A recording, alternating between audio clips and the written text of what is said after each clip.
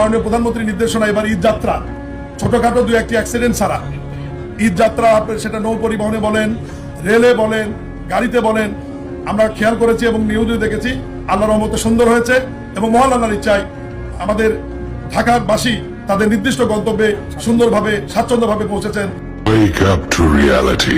আপনার ভাড়া হচ্ছে 200 টাকা দিছি, এখন চাচ্ছে 800 টাকা। 800 টাকা ভাড়া, 800 মানুষ টাকা 300 নইতাছে 800 নারীর টানে বাড়ি যাবা আপনি। সকাল থেকে গাড়ি রয়েছে টিকিট ছাড়া। নরমাল ভাড়া আমরা 200 250 300 টাকা দিয়ে সব সময় যাতায়াত করি, আর এখন 1000 1200 টাকা ওরা চাইতেছে। যে অবস্থা, টিকিট কিনেও কেউ উঠতে পারে না।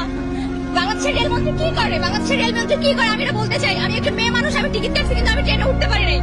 এটা কোন ধরনের ব্যবস্থা? আপনারা কোন রকম কোনো সুবিধা রাখেন নাই মহিলাদের জন্য? কমলাপুরে এসে ট্রেনে উঠতে পারেন, এত কষ্ট করে অনলাইনে টিকিট কাটা হয় কিন্তু আমরা সেই ট্রেনে উঠতে পারি না। এর কি ব্যবস্থা করবেন? বাসালার এই জায়গাটা সিন্ডিকেট করতেছে, তারা কি করতেছে 2015 করে ওদিকে যাত্রী নিয়ে ওই জায়গা থেকে কন্ট্যাক্ট করা ঠিক করেছে, এখানে বিরাচ্ছি না কোনো বাস। এখন অনিশ্চয়তার মধ্যে পড়ে গেছি যে কিভাবে যাবো।